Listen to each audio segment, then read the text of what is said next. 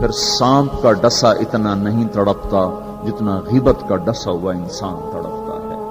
پھر سانپ میں اتنا زہر نہیں ہوتا جتنا اس گندی زبان میں زہر ہوتا ہے. شیر کا پنجہ اتنا نہیں پھاڑتا جتنا یہ 2.5 انچ کی زبان گوشت کو چیر پھاڑ کے رکھ دیتی ہے. پٹرول اور گیس کی آگ سے وہ آگ نہیں بھڑکتی جو اس چھوٹی سی زبان سے آگ بھڑکتی ہے. شہروں کے شہر جل رہے ہیں اور اس کے پیچھے بات کیا ہے؟ غیبت. غیبت، گندا بول، گندا بول. ہاں، اگر گھروں کو جنت بنانا ہے غیبت چھوڑ دو. دھن رے دھنیے اپنی دھن، پرائی دھنی کا پاپ نہ پن. تیری روئی میں 4 بنولے، سب سے پہلے ان کو چن. کیا مطلب؟ اوروں کی برائیاں نہ دیکھو، اپنی برائیاں دیکھتے رہو، دیکھتے رہو.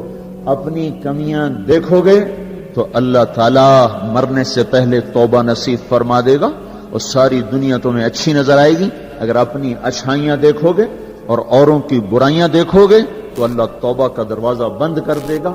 سارا جہان آپ کو برا نظر آئے گا، اپنی ذات آپ کو بڑی اچھی نظر آئے گی اور بڑی قابل تعریف نظر آئے گی. اور اس کے ساتھ پھر تکبر پیدا ہوتا ہے اور تکبر میں مرنے والا جنت کی ہوا بھی نہیں سونگ سکتا. پہلے عجب آتا. عجب کیا ہے؟ میں بڑا اچھا ہوں، میں بڑا اچھا ہوں. یہ عجب ہے، میں بڑا اچھا ہوں. صرف اس حد تک میں بہت اچھی ہوں، میں تو بہت اچھی ہوں، میں تو بہت اچھا ہوں. یہ عجب. جب عجب کو لگام نہیں دے گا تو اگلا درجہ آئے گا، اگلا درجہ. عجب اور تکبر کی حد ساتھ ساتھ ملی ہوئی ہے. اس لیے بارڈر پر پولیس کھڑی ہوتی، بارڈر پر فوجیں کھڑی ہوتی. بھائی آپس میں بارڈر ملنے جائے تو عجب اور تکبر کا بارڈر ملا ہوا ہے. تکبر کیا ہے؟ میں بڑا اچھا، وہ بہت گندا. میں بڑی اچھی، وہ بہت گندی. اپنی اچھائی کے ساتھ جب اگلے کی نفرت پیدا ہو جائے، اگلے کی حقارت پیدا ہو جائے، اس کا چھوٹا ہونا دل میں اتر جائے تو پھر یہ تکبر ہے. تکبر. اور تکبر عزازیل را خار کرد. شیطان نے شرک تو نہیں کیا تھا، تکبر کیا تھا. میں کہا میں سجدہ نہیں کرتا. اتنی بات تو اس کی ٹھیک ہے کہ مخلوق کو سجدہ نہیں ہوتا، لیکن کیوں نہیں کرتا؟ کہ انا خیر منہ. تو دو باتیں. اللہ نے زمین آسمان سے کہا میری مانو، ان کا یا اللہ ہم نہیں مانتے. اللہ نے شیطان سے کہا میری مانو، ان کا یا اللہ میں نہیں مانتا. تو زمین آسمان کو کچھ نہیں کہا، شیطان کو مردود کیا. کیوں؟ دونوں نے. انا اردنا الامانۃ علی السماوات والارض والجبال. ہم نے آسمان، زمین، گلگت کے پہاڑوں کو کہا میری امانت اٹھاؤ. فابین ان یحملن منھا. اور کہنے نہیں اللہ ہم نہیں اٹھاتے، ہم نہیں اٹھاتے، ہم نہیں اٹھاتے. ان کو تو کچھ نہیں کہا. اللہ نے کہا وَإِذْ قُلْنَا لِلْمَلَائِكَةِ اسْجُدُوا لِآدَمَ فَسَجَدُوا إِلَّا إِبْلِيسَ. اللہ نے کہا سجدہ کرو. شیطان نے کہا میں نہیں کرتا. مَا مَنَعَكَ أَن تَسْجُدَ لِمَا خَلَقْتُ بِيَدَيَّ. تو سجدہ کیوں نہیں کرتا؟ زمین آسمان تم بوجھ نہیں اٹھا رہے. نہیں اللہ ہم نہیں اٹھائیں گے. شیطان تو سجدہ کیوں نہیں کر رہا؟ میں نہیں کر رہا. فرق کیا ہے؟ شیطان نے کہا میں نہیں کرتا. کیوں نہیں کرتے ہو؟ انا خیر منہ، میں اچھا ہوں، یہ برا ہے. خلقتنی من نار، میں آگ سے بنا، آگ اوپر جاتی. دیکھو نا، دیا سلائی کو آگ لگاؤ اور اس کو الٹا بھی کرو تو آگ اوپر جاتی، آگ اوپر جاتی. خلقتنی من نار وخلقتہ من طین. میں آگ سے، یہ مٹی سے. استخبر، وہ متکبر ہوا. نہ کہ دفع ہو جا. اچھا زمین آسمان نے کہا اب یا اللہ ہم نہیں اٹھاتے. نے کہا کیوں؟ واشفقنا منھا، یا اللہ ہمیں تیرا ڈر لگتا ہے، یا اللہ ہمیں تیرا خوف ہے کہ ہم تیری امانت اٹھا نہیں سکیں گے. یا اللہ ہماری ہمت نہیں کہ ہم تیری امانت. اشفقنا منھا، وہ ڈر گئے کہ یا اللہ ہمارا بس کا نہیں ہے. اللہ کا جاؤ معاف کر دیا. انہوں نے کہا میں اچھا. ان کا تو مردود ہے قیامت تک کے لیے.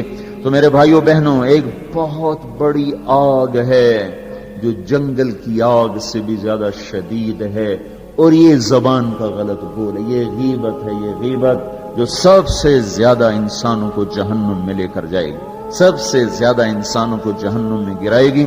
عیسیٰ علیہ السلام گزر رہے تھے، ایک ڈاکو بیٹھا تھا پہاڑ کی چوٹی پر. اس کی نظر پڑی، اس کو خیال آیا میں کیا زندگی گزار رہا ہوں. انہوں نے کہا یا اللہ میری توبہ مجھے معاف کر دے، آئندہ تیرے نبی کا ساتھ دوں گا، اور یہ کہہ کر پہاڑ سے نیچے اتر آیا اور ساتھ چل دیا۔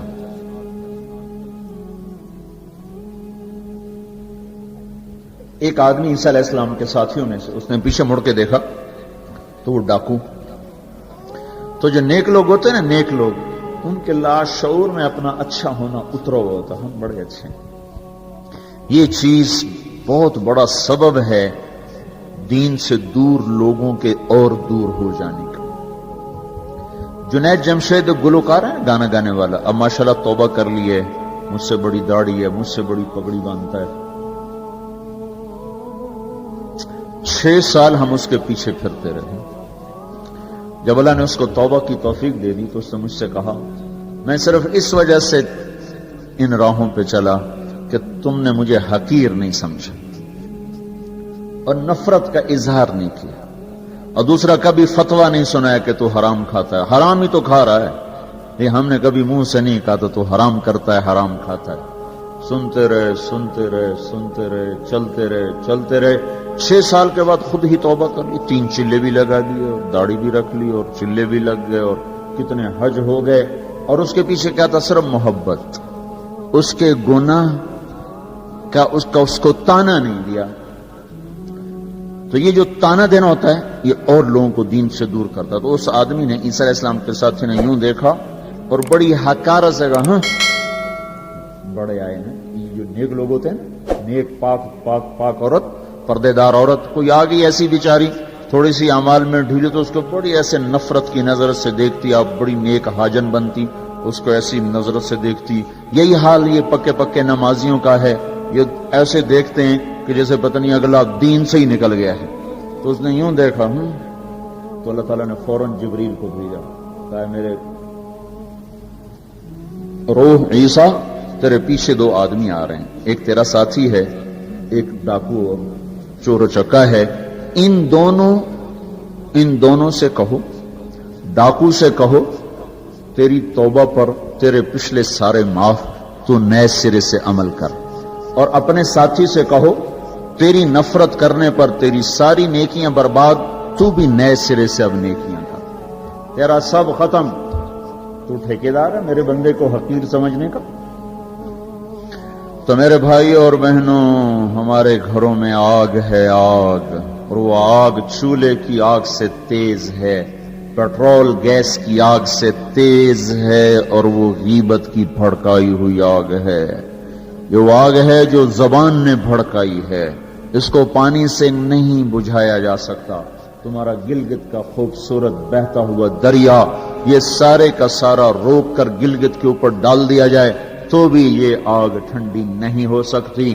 اس آگ کو ٹھنڈا کرنے کا اللہ تعالیٰ ہی نے کہا ہے طریقہ، جو بتایا کہ لا یغتب بعضکم بعضا، بند کر لو زبانیں، غیبت مت کرو، لا تجسسوا، ہمارے نبی نے کہا کسی کی ٹو نہ لگاؤ، کیا کرتی ہے کیا کرتا ہے، لا تحسسوا لا تجسسوا، تحسس کیا ہے؟ خود پیچھے پیچھے پھرنا، اور تجسس کیا ہے؟ کسی کو پیچھے لگ جاؤ، دیکھو کیا، جیسے پولیس نہیں حکومت والے CID لگاتے ہیں نا، CID، یہ تجسس ہے، تجسس جاسوس، اسی سے جاسوس ہے، تجسس سے جاسوس، اور وہ رپورٹ لکھتے ہیں، وہ الٹی لکھیں سیدھی لکھیں، اسی پہ فیصلے ہوتے ہیں۔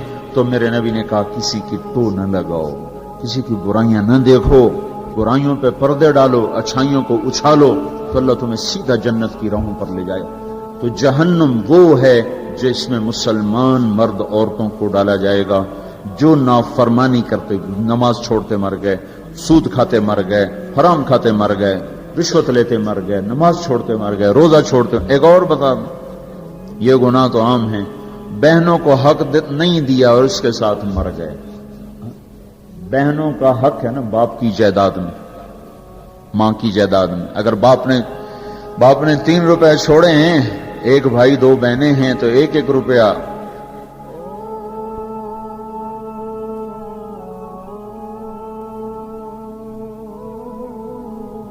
ایک بہن کو ملے گا، 1 روپیہ ایک بھائی کو ملے گا، 2 روپے ایک بھائی کو ملے، اور آدھا آدھا ان کو ملے گا۔ تو کیا ہوا بھائی؟ ادھر کیا ہوتا ہے؟ ادھر کیا ہوتا ہے؟ سارا حق بھائی دبا کے بیٹھ جاتا، سارا حق بھائی نے دبایا، اور بھائی کیا ہوا؟ کہا جی ہمارا رواج کوئی نہیں، ہمارا رواج کوئی نہیں۔ اچھا قرآن تو کہتا ہے للذکر مثل حظ الانثیین، 2 بیٹیوں کے برابر ایک بیٹے کا حصہ ہے، 1 روپیہ بیٹی کو ملا، 2 روپے بیٹے کو ملیں، 8 آنے بیٹی کو ملے، 1 روپیہ بیٹے کو ملے گا۔ پھر اللہ تبارک و تعالیٰ نے عورت کا حق پہلے بتایا، مرد کا حق بعد میں بتایا، للذکر مثل حظ الانثیین، للذکر مثل حظ الانثیین۔ اور یہاں ساری گلگت کی وادی بہنوں کا حق کھا جاتی ہے، اور کوئی کہتا بھی نہیں کہ حرام ہو گیا، حرام ہو گیا۔ کوئی رشوت کھائے تو کہتے رشوت کھاتا ہے، کوئی سود کھائے کہتے بڑا مجرم ہے سود کھاتا ہے، کوئی ڈاکہ ڈالے تو کہتے بڑا ظالم ہے ڈاکے مارتا ہے۔ سارے گلگت والوں نے بہنوں کے حق پہ ڈاکہ مارا، نہ کوئی مقدمہ ہوا، نہ کوئی فریاد ہوئی، نہ کسی نے ہائے کی، اور کسی بہن نے کچھ مانگ بھی لیا تو الٹا اس پہ چڑھائی ہو گئی۔ بہنوں کا حق کھاتا ہوا مر گیا، جنت کی ہوا بھی نہیں لگی۔ ماں کا حق کھا لیا، خامد مر گیا، اللہ نے ماں کا حق رکھا ہے۔ اولاد ہے تو 8واں حصہ ماں کا ہے، اولاد کوئی نہیں 4تھا حصہ ماں کا ہے۔ باپ مر جاتا ہے، مائیں بیچاری فقیر بن کے بچوں سے خیرات مانگتی ہیں، حالانکہ اللہ نے خامد کے حق میں سے 1/8 ماں کا حق رکھا تھا، کوئی نہیں دیتا۔ ماؤں کا حق ہڑپ، بہنوں کا حق ہڑپ، اور پھر اس کے ساتھ یہ احساس بھی نہیں ہے کہ میں مجرم ہوں، میں نے ظلم کیا ہے، یہ احساس ختم ہو گیا ہے۔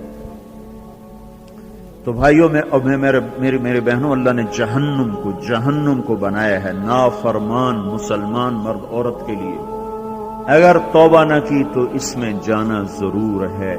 جو ہے نا آخری آدمی ہے جو نکالا جائے گا، جب وہ نکالا جائے گا تو اللہ تعالیٰ کہیں گے اس کو نکالو، ایک آدمی دوزخ میں اس کو نکالو، تو وہ جبریل آ کر کہیں گے بھی اس کو نکالو، تو دوزخ کا فرشتہ مالک کہے گا کہ دوزخ نے ایک کروٹ بدلی ہے، اس میں ہر چیز کو اس نے الٹا پلٹا کے پھینک دیا ہے، مجھے سمجھ میں نہیں آ رہا وہ کہاں پڑا ہوا ہے۔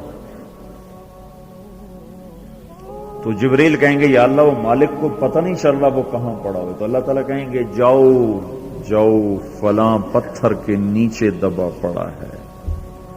میں نے پتھر بتایا تھا نا، پتھر کیا ہوتا ہے، پتھر کیا ہوتا ہے، جس کے نیچے پہاڑ بھی پگھل کے پانی بن جائیں گے۔ اللہ تعالیٰ کہیں گے فلاں دوزخ کے کونے میں پتھر کے نیچے ہے، تو جبریل بھی اندر جائے گا اور وہ مالک بھی اندر جائے گا، وہ پتھر کو اٹھائیں گے تو نیچے منہ کے بل گرا پڑا ہوگا، اور اس کے اوپر آگ ہی آگ ہوگی، اور وہ زبان سے کہہ رہا ہوگا یا حنان یا منان۔ ایک دفعہ جبریل ہے کہ یا رسول اللہ آپ کو دوزخ کی سنوں کا سنیں کہ جہیم میں حاویہ میں منافق ہیں، جہیم میں مشرک ہیں، سقر میں صابئی ہیں مجوس ہیں، اور سعیر میں مجوس ہیں، لظہ میں یہود ہیں، حطمہ میں عیسائی ہیں، اور کہہ کر جبریل چپ ہو گئے۔